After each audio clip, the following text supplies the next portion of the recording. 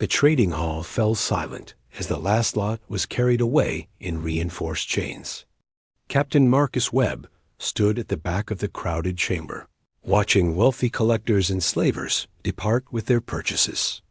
The Galactic Auction House on Station Meridian dealt in rare specimens, exotic creatures, and occasionally sentient beings from uncontacted worlds. Today's event had drawn buyers from across 12 sectors. Marcus adjusted his worn jacket and waited. He wasn't here for the expensive lots. At the front of the hall, a single containment pod remained on the platform. Inside, visible through the transparent aluminum walls, a small figure huddled in the corner. Her skin held an odd luminescence, shifting between pale blue and violet, depending on the angle of light. 2 small horns curved back from her forehead, and her eyes glowed with an inner radiance that marked her as distinctly non-human. The auctioneer, a reptilian Voss named Kelrith, gestured dismissively at the pod. Lot 47 remains unclaimed. This Lunari female has proven impossible to train. She has injured 3 handlers and refuses all forms of communication. Reserve price of 2,000 credits, but I'll accept any reasonable offer just to be rid of her. The remaining buyers shook their heads and filed toward the exits. Nobody wanted damaged goods. Marcus walked forward, his boots echoing in the emptying hall. Kelrith's eyes narrowed. "Human, you have credits?" "Enough." Marcus pulled out his datapad and transmitted the funds. "I'll take her." The auctioneer's expression shifted to surprise and calculating interest. "You understand she's untrained? Violent? The Lunari are from a quarantined world. This one was captured during an illegal raid. She speaks no known language. I understand. Your funeral." Kelrith transferred the ownership codes to Marcus's datapad. "The pod is yours as well. I recommend keeping her sedated during transport." Marcus approached the containment unit. Inside, the girl watched him with those luminous eyes. She appeared young, perhaps equivalent to a human teenager, though with alien species it was hard to judge. Her white hair fell past her shoulders in tangled waves. She wore the standard gray coveralls given to all auction stock. He pressed his palm against the pod's control panel, studying her face. Fear flickered in those glowing eyes, but also defiance. She didn't cower. She met his gaze directly. "Can you understand me?" Marcus asked quietly. The girl tilted her head, saying nothing. Marcus unlocked the pod. The front panel slid open with a hiss of equalizing pressure. Several security drones immediately activated, hovering nearby in case the Lunari attacked. She didn't move.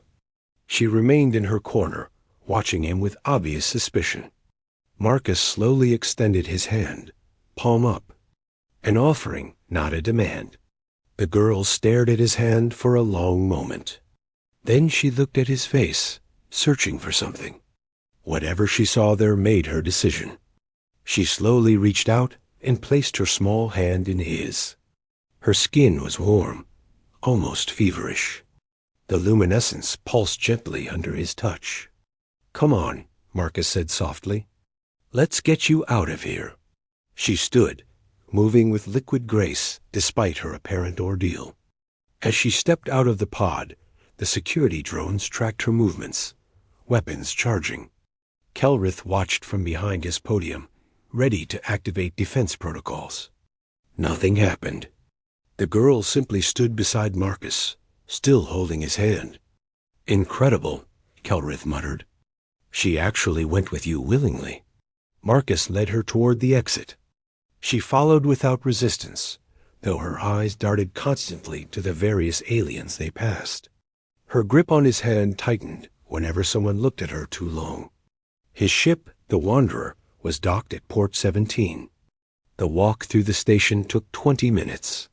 Marcus kept a steady pace, not rushing her, letting her adjust to being outside the pod. People stared at the glowing Lunari girl, but Marcus ignored them.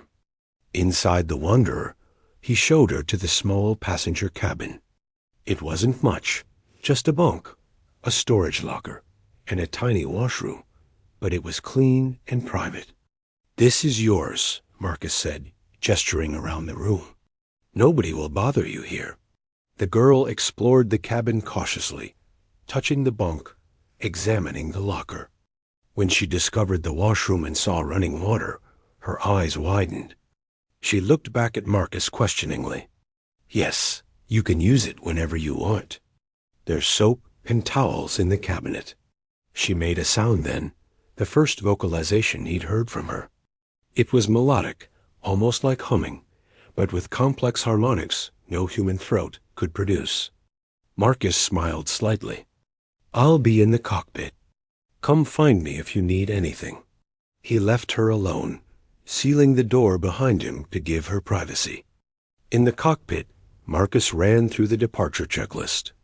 Station Meridian cleared him for launch within the hour. As the Wanderer lifted away from the docking clamps and entered open space, he felt the familiar relief of leaving another station behind. 3 hours into the journey, the girl appeared in the cockpit doorway. She had washed, and her white hair now gleamed clean. Her skin had settled into a soft blue glow. She watched him work the controls with evident curiosity. Marcus gestured to the co-pilot seat. "Want to sit?" She moved forward and settled into the chair, her glowing eyes fixed on the view screen, showing the stars streaming past. "My name is Marcus," he said, pointing to himself. "Marcus." She looked at him, then touched her own chest. A series of musical tones emerged, her name in her own language. "That's beautiful," Marcus said, "but I can't pronounce it. How about I call you, Luna? After your people." She tilted her head, then nodded slowly. Over the following days, they developed a routine. Luna explored the ship, always returning to the cockpit to watch Marcus work. She was intelligent, picking up on patterns quickly. When Marcus demonstrated how to use the food synthesizer, she mastered it within hours. She began experimenting with different combinations, her expressions showing clear preferences. She still didn't speak any human languages, but her musical vocalizations became more varied. Marcus learned to interpret the different tones. High, quick notes meant curiosity or happiness. Lower, drawn-out sounds indicated concern or confusion. A week into the journey, Marcus was repairing a circuit panel when Luna appeared beside him with tools. She had watched him work on similar repairs before. Now she pointed at components, humming questioningly. Marcus showed her what he was doing, explaining even though she couldn't understand the words. She absorbed everything, her glowing eyes tracking his movements. When he let her try closing a panel herself, she accomplished it perfectly. "You're smart," Marcus said. "Whatever those handlers at the auction thought, they were wrong about you." Luna's glow brightened, and she produced a cascading sequence of happy notes. That evening, as Marcus prepared dinner in the galley, Luna sat at the small table drawing on a datapad. He had given it to her that morning, and she had been sketching ever since. When he brought over their food, she turned the pad to show him her work. The drawing depicted a world of crystalline forests and floating cities. Towers of light rose from valleys filled with luminous vegetation. In the sky, 3 moons hung in perfect alignment. "You're home?" Marcus asked gently. Luna's glow dimmed slightly. She nodded, touching the image with obvious longing. Marcus sat down across from her. "The Lunari worlds are quarantined. The Galactic Council declared them off-limits after some incident decades ago. I don't know the full story, but it means I can't take you back. Not legally." Luna made a low, mournful sound. "But," Marcus continued, "I know a colony on the Outer Rim. Independent system, beyond Council jurisdiction. There's a community there of rescued refugees from quarantined worlds. Other Lunari might be among them. It's not home, but it's somewhere safe. Somewhere you could be free." Luna studied his face for a long moment. Then she reached across the table and placed her hand over his, the way he had offered his hand to her in the auction house. Her skin pulsed with warm light. Marcus understood.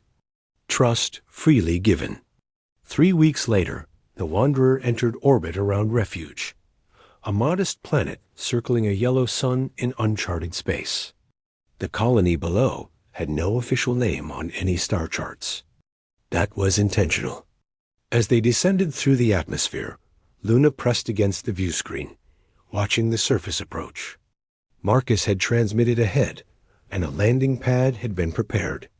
When the ship touched down, a delegation was waiting.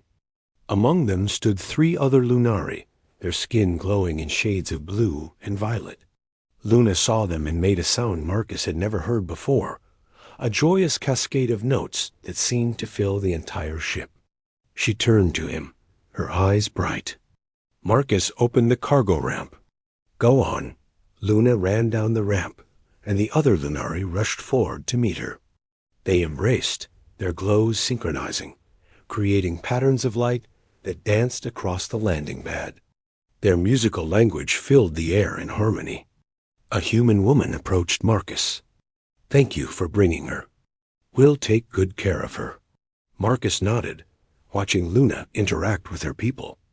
She was animated, gesturing, clearly telling them everything that had happened. Then she turned and looked back at the Wanderer, at him standing in the cargo bay. She ran back up the ramp and threw her arms around him in a tight embrace. Her glow intensified, and she hummed a melody that needed no translation. "Thank you." Marcus hugged her back. "Be safe, Luna." She released him, smiled with genuine happiness, and ran back to